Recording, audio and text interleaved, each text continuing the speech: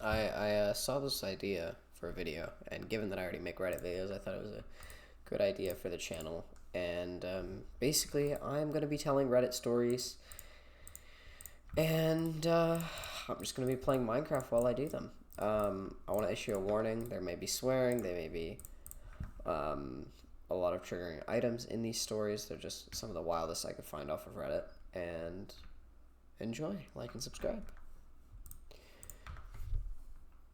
Story 1. A few years ago, I was promoted to a management position within the software company I work for. I was told I was handpicked for the job, and though it was a big promotion, I would not receive a pay increase until I had the team performing at the minimum required performance standards. 2 years in, I had the team running the best numbers it had ever seen, far exceeding the minimum standards. Every quarter, I asked to be reviewed for a raise, and every quarter, a reason was found to skip the review. Finally, I brought HR in for obvious reasons, and I was nailing and busting my butt out here. Miraculously, a date was set for the end of the month. Funny how that works out.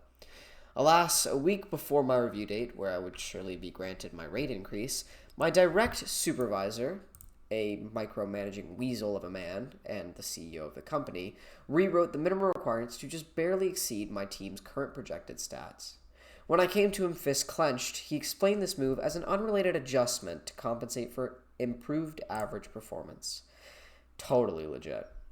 Of course, with this change in place a week later, he took the opportunity with the HR director in attendance to express his deep and profound disappointment with my performance and to warn me that he expected me to go the extra mile next quarter or face disciplinary action since my team had failed to make the new grade. I was angry, so angry. I wanted to complain, but hey, it's the CEO. Who am I going to complain to? He knew that and sneered at me anytime he could. That's why I worked even harder, neglected my family and personal health, and worked to drive my team to their limits. We made it, too. I was going to show that idiot that he couldn't win. Unless he cheated. When it became apparent that he was going to be forced to eat the pile of rubbish he shoveled to me in the previous meeting with HR in attendance, he called me into a meeting to design a training handout for the team. We bounced ideas back and forth, but something was weird. Every time I tried to assign a task to someone or set a due date on the handout, the CEO dodged it. By the end of the meeting, we had accomplished nothing solid, and he tabled the assignment for a later date. Because it was tabled, and I assumed we would reschedule a follow-up, I filed my notes away and moved on with other work. A month after that planning meeting, I was pulled into HR and written up for failing to issue the training handout we had tabled. The CEO was in attendance and brought his personally typed meeting notes, clearly outlining that I was assigned the task that day. I had no recourse. He was lying. I said as much, and I was treated like a combative child. He acted insulted and incredulous. By the end, I was sent home for the day with a demotion of off the team I had worked and built for so long. I still don't know why the CEO acted out for me. He hired his most ass-lickingest assistant manager to replace me and told everyone he could and how bad I did in that position. I'll never be chosen for something like that ever again because this guy just decided he didn't like me. That's it. No revenge, no justice. The bad guy wins. Maybe one day he'll die in a fiery car crash, but only one can hope. Story number 2. My husband and I, in our 30s, have been married for a little more than 10 years and have children together. We were happily married in the first few years, or so I thought, until I came across a message on his phone that came off as flirtatious. He dismissed it at the time as no big deal, and I left it alone. For the next couple of years, there were moments that I would catch him texting this woman, or vice versa, and it would end in major fights, where I would imply he must be doing something behind my back, but he insisted he never cheated on me. In my heart, I knew he cheated on me, but he denied it for so long, I felt I had no other choice but to believe him. He finally stopped contact with that woman, and the years after that were really great. A few years later, one of my parents passed away. It was a very difficult time in my life, and I was basically inconsolable. My husband was there for me every single step of the way, and I am so grateful for him. While I was grieving, I returned to a hobby that my parent and I would share, which brought me joy. After a while, I made friends and I was able to grieve less each and every day. And then one day, I met a man who at first was just a friend, but somehow it became something more. Long story short, we ended up having a long distance fling, which involved sexting and sending nudes for a couple of months, until I felt so terribly guilty about doing this, and it was cut off. The next several months were excruciating for me. I felt so guilty I wanted to die. I just hated myself entirely for even getting caught up in something like that. I felt that if I confessed to my husband, he would simply just leave me. However, it always stayed in the back of my mind that my husband potentially cheated on me long ago, and I felt like this was my way of finally getting the truth out. So, after so many months of debating whether to come out with the truth, I decided to confront him about that one woman from many years ago. I figured if I asked him about it first, it would help me confess my sins. Well, not only did he confess cheating on me with her, it was clear that it went on for a few years before he broke it off.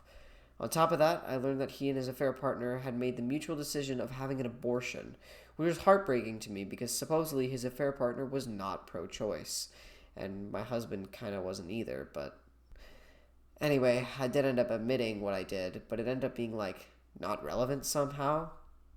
It all became about me learning that I actually wasn't crazy and imagining things from all those years ago, and all I could feel was devastated. I was being selfish by trying to find a way to confess my sin, only to end up being extremely hurt by learning a truth that outweighs what I did. It's been a few months since learning about it, and I've forgiven my husband, and we are in a much better place now. With that being said, I have no one I can talk to about this, whether he is not here with me. My thoughts go to a dark place, and I end up torturing myself with the thoughts of the past, though I admit with each passing day I don't feel as hurt about it, especially when I know that my husband has done everything he can to prove to me that I am his number one priority in life. I'm not looking for advice, but I did need to vent about this because I haven't been able to tell a single soul about it, given that I don't want my family or his family to pass judgment on our situation. Also, I hate myself enough to see what y'all will say about my situation, because even though my husband did cheat on me, I was not innocent in this situation either. So I'm assuming there's anything nice to be said. If you have read this far, I appreciate it, and I look forward to hearing from everyone. That was a wild story. Story number 3. When I was in high school and a few years after, my primary source of income was selling pot. One day, I was hanging around at home with the girlfriend. We went to Circle K a few houses down and got some beer.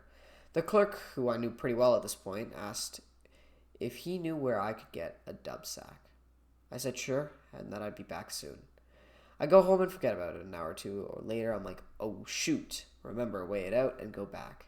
He had already given me money, very important detail for later, so I waited until he had no customers.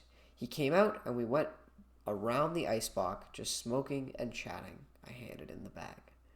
Now, if there was no one around, empty lot except for this beat-up Volvo facing the record store next door. If I'd been paying better attention, I might have noticed that this Volvo had completely tinted windows, which seemed odd to do on a beat-up Volvo.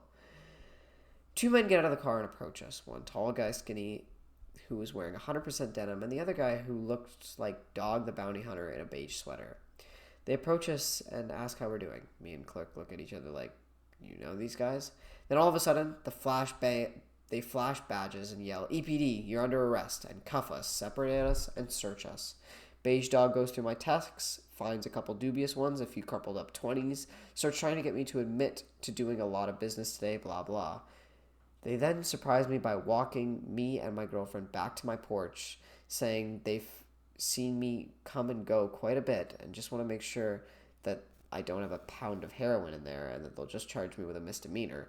Otherwise, it will be jail and a felony. So here we are on my front porch, me saying there's no way I will let them in my house and to call my lawyer over and over. At one point, my roommate walks out, says hi, gets in his car, and leaves. At this point, Dog explains that if I don't let him search the house, he's going to park a few squad cars on the lawn, extract everyone from the house, and wait on a warrant, and they will charge anything in the house and everyone in the house with every little thing they find in any room. I now know this is not legal. Then I was just scared. My roommate that had just left was a total nerd with a great job, straight edge, rarely drank, never smoked, or anything at all. I was terrified of him losing his job. Fortunately for me, I had just had the opportunity to get a co-op of mushrooms at a steal of a deal. My area was super dried up on mushrooms at the time, so I asked around and basically had all my deals set before I got it. This timing was perfect because just 30 feet away on the coffee table of my bedroom was a quarter of a pound of mushroom neatly weighted into ounces and 1/8.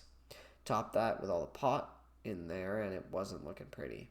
So I proposed that I let one of them to search my bedroom and be done with it. I knew once I let them in they could do whatever, but I was out of options.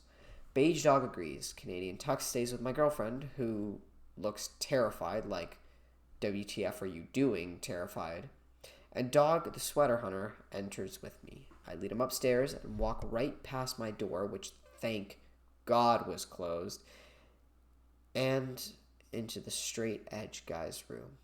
Dog completely turns it over, takes out drawers, turns the mattresses over, the whole shebang. And as he does this, I quietly turn off my computer monitor with the background of my roommate and his girlfriend glaring on it. Guy finds nothing, sticks with his agreement, and walks me and my grin back downstairs. My girlfriend, probably assuming I'm going to prison for many years, is looking like she's about to die, but I am just smiling. Guy still charged me with a felony. Then they leave. Long story short, paid a lot for a great Addy who was friends with the prosecutor. Since no money was seen to be exchanged, the charge was knocked down to deliverance of marijuana. The prosecutor recommended the minimum sentence. I paid a $121 fine, did 80 hours at the community center of a local music venue, saw a ton of shows for free, and retired from selling. God, I hope someone reads this. Story number 4. I used to work as a doorman in an apartment complex populated by a number of odd characters. One of them was a woman who was schizophrenic.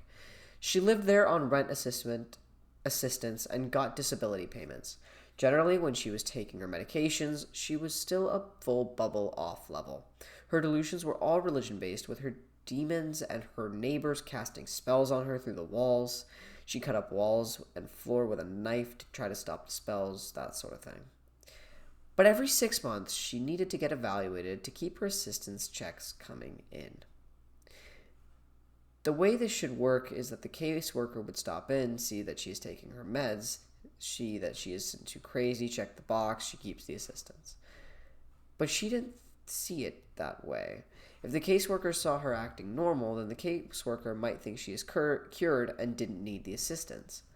So she would go off the meds for a few days and then would have an episode. One day she comes to the lobby to tell me that when she was in the elevator, Satan graped her in her butt with his tail. I checked the elevator, no Satan, no ectoplasm, no readings on the PKE meter.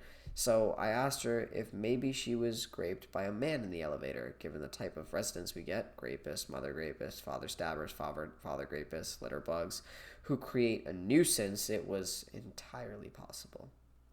It took a while, but she told me that it was the actual red-colored Satan with the pitchfork horns and pointy tail, and how it was the actual Satan's tail that raped her in the butt, and she needs to go to the hospital because she now has a demon inside of her.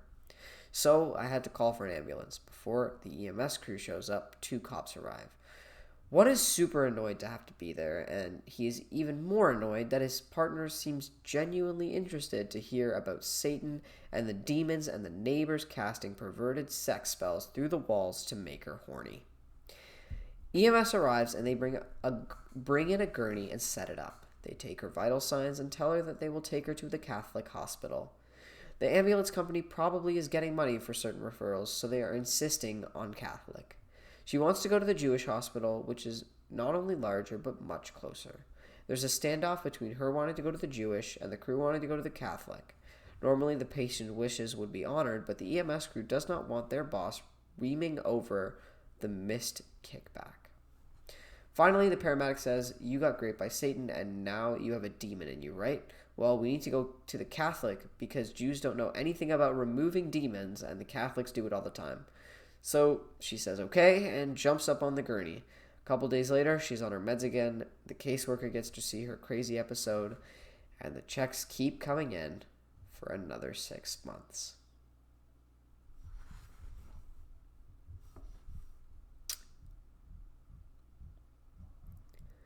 Story number 5, and this is our longest one. Our writer says, this is a long and meandering story that came to a climax about 12 years ago. It's one of the most bizarre things that's ever happened to me, and it left me rattled and puzzled for a long time. When I was in college, my father retired and moved to New Orleans. He had lived there in his 20s and 30s, and his 2 sons from his first marriage, my half-brothers, still lived there. He moved into a cool apartment complex with a swimming pool in the center courtyard and a lot of sociable people his age. One of them was a retired Army general. I'll call him Tom. My dad and Tom were the same age, and they were both Korean War veterans. My dad had been in the Marines for 4 years during the latter part of the war, while Tom had stayed in and risen through the ranks. Tom had been to Ranger School and the Special Forces pipeline and was a country expert for Korea. He was in Korea for most of the Cold War, training ROK Marines, gaming out World War III scenarios, and working closely with a large private corporation I'll not name here during the semi-spook stuff. He retired shortly before September 11th. He was a full colonel at the time and was promoted to Brigadier General 1-star just before retirement to sweeten his pension. That was the kind of professional courtesies / old boy club thing. After 9/11, the government expanded the Federal Air Marshal Service and asked Tom to come out of retirement to lead the restructuring. They wanted someone who didn't have apparent command, and since he had been out of the Army for a year or so, he was a good candidate. They promoted him to Major General, 2-star, so that he would have clout among other generals, GS-15 civilian employees, and private sector executives he'd be working with. Colin Powell pinned his 2nd star on him personally in the White House. At this time, I was in the Marine Reserve myself and getting ready to graduate college. I'd not been called up for OIF or OEF, so I was looking for my first grown-up job. My dad suggested that being an air marshal could be fun for a year or two, even if it wasn't exactly something I was interested in. I had a clearance, and I was an expert on the range, not to mention I was a friend of a 2-star candidate who was running the program, so maybe I was a step ahead of some of the other candidates. My dad arranged a phone call with Tom to talk about my options. At this point, I'd met Tom many times when I'd go to visit my dad. He was one of the kindest men I've known. We'd sit by the pool, and I would pick his brain endlessly about his military experience and the spooky adventures he was at liberty to talk about. As a young enlisted Marine, it's hard to describe the feeling of being close with a 2-star general. I had seen a general maybe 3 times at that point. If you're a lance corporal in a rifle platoon and a major shows up in the barracks, you snap to attention and bark out "attention on deck" like it was Darth Vader walking in the room. Somebody with stars on their collar might just give you a heart attack right there. So to be shooting this stuff with Tom was pretty special to me. Tom was a widower and an old Southern gentleman and dated women here and there. Though he didn't smoke, he always carried a Zippo lighter with him to light a lady's cigarette. He lit a cigarette for me by the pool one day, and I noted that his Zippo had a Ranger crest on it. He said that his daughter had given it to him years before, and he thought it was gaudy at the time. He wasn't the type to advertise his status, but he came to cherish it after his daughter died. She had been an avid equestrian and had died in a car accident in Costa Rica in the 70s or early 80s while she was down there for some kind of riding event. His wife died of cancer some years later. Tom's apartment was covered in photos of his daughter in riding gear. She was beautiful. The dated feel of the portraits frozen in the 1970s, the quiet apartment, and Tom's outward sanguinity were all horribly tragic. At any rate, we spoke on the phone about the Air Marshal program. He couldn't answer a lot of my questions due to operational security, but we talked for about an hour. In the end, another job came up, and I didn't opt for the Air Marshal program. Still, my dad would give me regular updates whenever Tom would go back to New Orleans on leave. Once, Tom told my father that they'd been done computer simulations of a terrorist running up an airplane aisle, and the only part that stayed relatively motionless was the groin. Obviously, in an airplane, you want to hit the target and not the fuselage, so they decided to aim for the groin as a part of their doctrine.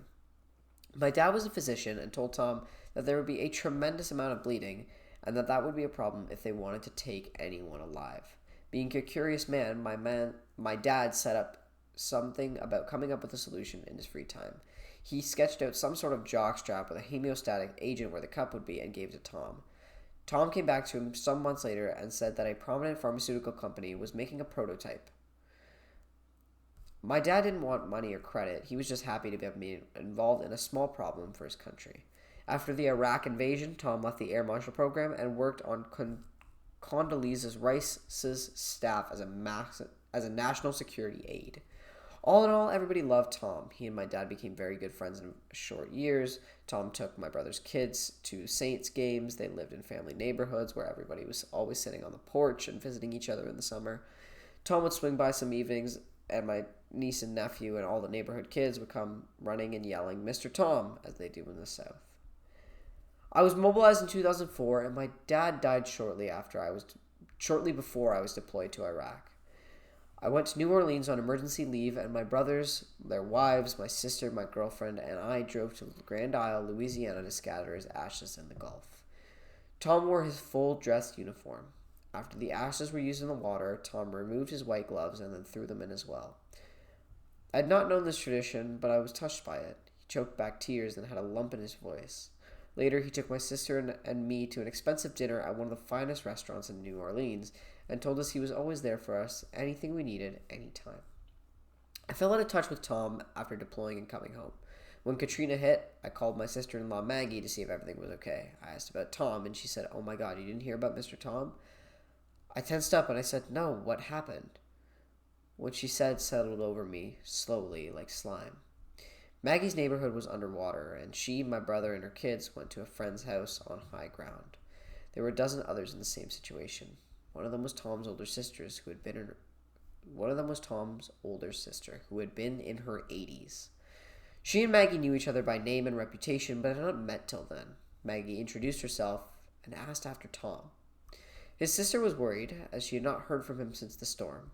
Maggie said, "Well, I wouldn't worry. I bet the government has a list of VIPs to check on, and Mr. Tom is surely on it." Tom's sister said, "Maggie, I don't know what Tom has told you, but not a general, not a ranger, no Air Marshal Program, no Condoleezza Rice, no Colin Powell, no bleeding out through the groin problem for my dad to waste his time solving, no nothing. Tom was in fact a penny ante lawyer. What was true was that Tom's sister's deceased husband was a Korea vet, a ranger, a high ranker, and a spook. Tom grew up admiring everything about his brother-in-law. At some point during Tom's dreary, real-life lawyer job faded from his reality, and his fantasies replaced them. The truly sick and disturbing thing was that his daughter and an ex-wife were very much alive. They had just written him off because of his detachment became too much. So he killed them off in his narrative. Still, his daughter had the heart to take him in after Katrina destroyed the apartment building, we found out later. My girlfriend watched my face collapse as I talked to Maggie, and she was equally devastated when I told her after I got off the phone. I had so many questions. What if I'd followed up on the Air Marshal thing and said, "Hey, Mr. Tom sent me"? Then some of the particulars hit me. He said he was only promoted to the general ranks after retirement, so he could have an answer as to why he wasn't listed in the Army's website, General Officer Biographies. He probably had an answer to the Air Marshal thing too. It's like writing a screenplay, coming up with plausible explanation for kinks in the story or character development. Maggie ran into him a couple months after Katrina. He was all smiles, and Maggie said, "Stop, your sister told me everything." He just laughed and said, "Oh, that old bat's crazy."